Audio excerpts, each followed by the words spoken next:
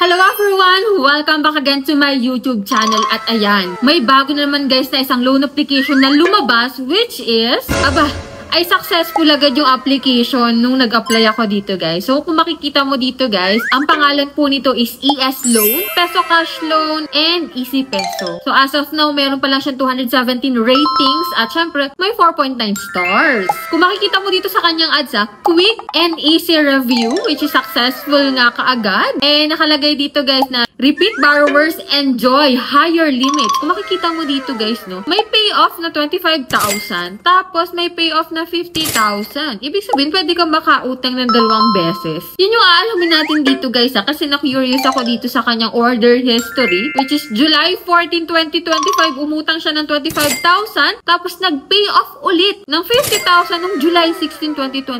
So, 2 araw lang nakalipas guys, 75,000 agad yung napaloan itong CES Loan. So, check natin guys kung legit tong bagong labas na loan application na to at kung magkano nga ba yung totoong ipapaloan niya sa atin, lalo't mga first timer tayo. And hoping ako guys na okay tong application na to na CES Loan kasi yan na talaga yung matagal nating inaantay na merong isang loan application na okay yung loan services na ino-offer, may maliit na interest at syempre may mahabang loan terms. At yan yung sisilipin natin dito kay ES Loan kung meron siya ng mga sumusunod na yan guys. And hoping ako na meron nga ito guys. But before natin puntahan itong si ES Loan, kung hindi ka pa dyan nakasubscribe sa aking YouTube channel, click mo na yung subscribe button. Turn on the notification bell para updated ka sa ating mga new vlogs about sa mga bagong loan application na sobrang dami na namang nag-e-exist dyan. And syempre sa ating pang-weekly Gcash giveaway, 5 lucky winners po yung aking pinipili. Every Monday po yung aking announcement. Kaya kung hindi mo pa alam kung sino-sino yung nanalo nung Monday, i-check mo po yung video ko nung Monday kasi naka-insert doon yung 5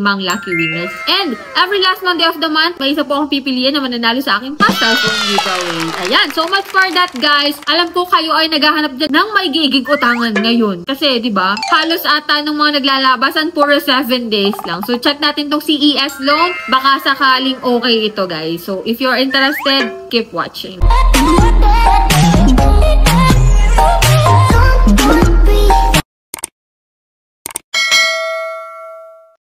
Ayan no, hindi po tayo agent or promoter nito. So ako muna guys yung magta-try nitong CES Loan para sa inyo para at least alam nyo na at the end of this video makakapag-decide kayo kung mag-i-install kayo nito at kung mag-a-apply kayo dito or dead ba na lang, no? So ito guys CES Loan para sa mga naghahanap dyan. So mada-download nyo lang to guys sa App Store, no? Hindi po siya available sa Google Play Store. So ayan nga guys, nung dinownload ko tong CES Loan, so ito yung mga nakalagay sa kanya, no? So yan, custom loan duration, may 50,000 nga dito na offer. And after nun, syempre, kapag wala ka pang account dito, ang unang step na gagawin mo, syempre magre-register ka using your active mobile number and then magre-request ko po ng OTP. So minsan guys, naka-flash na po sa screen yung OTP dyan. And after nun guys, agad-agad is mag-fill up ka na po ng iyong personal information. Next po is work information. No need na po ng payslip dito, one valid ID lang, no guys. And dito nga guys, kung makikita mo, ito po yung mga following ID na pwede dito guys kay ES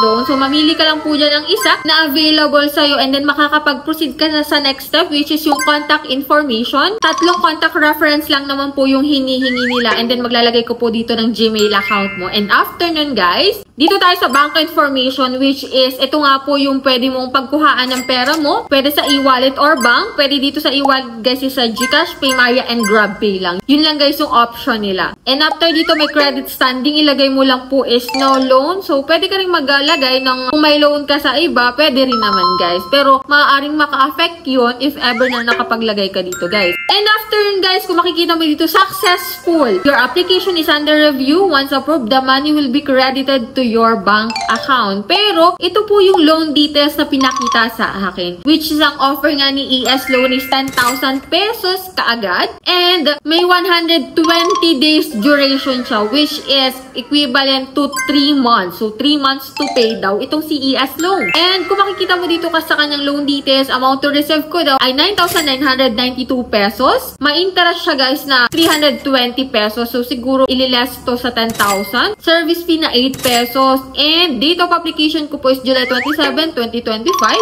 Ang due date ko daw po is November 24, 2025. Kung makikita mo dito sa repayment plan, sa unang payment ko po is 3,653 pesos. Then, the rest na po is 3,333 pesos. So, yan guys, dito, naka-encounter na tayo ng gantong loan application na offer is 10,000, na may interest na 8 pesos. Pero at the end, hindi tayo ma-approve, rejected tayo. Then, before, naka-experience ako nito, na in-applyan ko is 10,000, pero ang na-receive ko lang po is 2,000 pesos. So, ito guys, hindi natin sure kay ES loan kung 10,000 talaga yung offer niya, no? Pero, if ever na ikaw po ay na-approve na dyan, at nakapag-try ka na dito kay ES loan, kindly share your experience dyan sa comment section para at least malinawan yung mga bago palang magta-try dito, if ever, na gusto nilang mag-try dito, guys. So, ito guys, kung makikita mo dito, under review po yung aking application, and still, kung makikita mo dito, rejected pa rin siya, which is good. Kasi, yung mga ganitong loan application, puro 7 days lang to, guys. Hindi pa ako nakaka-encounter ng ganitong loan application na 10,000 yung offer, na nagpa-approve sa akin talaga ng 10,000, tapos 3 months to pay. Ito, guys, is commonly 7 days lang. Kaya kung isa ka dyan sa nakapag-try na dyan, nakapag-loan na, i-share mo po dyan sa comment section na 3 months to pay talaga to. Kung hindi, nako, for sure na 7 days lang to, guys. So, iyan po yung meron dito kay ES loan, na bagong loan application nga po, na yan nga yung makikita mo dyan. If ever na nag-apply ka,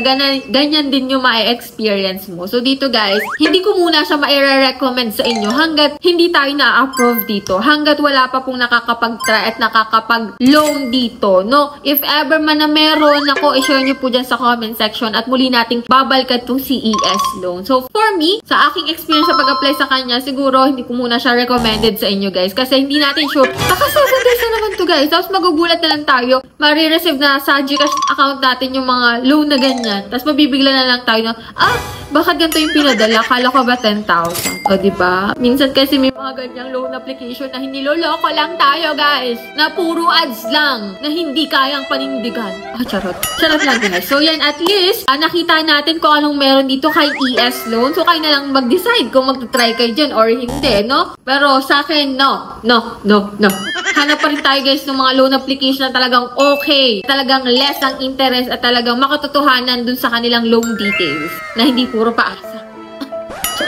Sorry lang, guys. So, yan, guys. Kung may katanungan pa kayo dito kay ES loan, comment nyo lang po dyan sa baba. And yan, kung may mga gusto kayong ipa-review dyan na loan application, ako, i-comment nyo po dyan. At syempre, kung saan pwedeng matagpuan yan, kung saan pwedeng ma-download. Kasi tanong ako ng tanong kung saan pwedeng ma-download, pero hindi nyo sinasagot, guys. Kaya, kompletuhan nyo po dyan if ever na may gusto kayong ipa-review. And that's it. Sa mga hindi pa dyan nakasubscribe, kindly click the subscribe button, turn on the notification bell, and be updated lagi sa ating utangan serye and sa ating pag-Gcash giveaway. So, bye-bye na muna for now, guys. See you on my next vlog.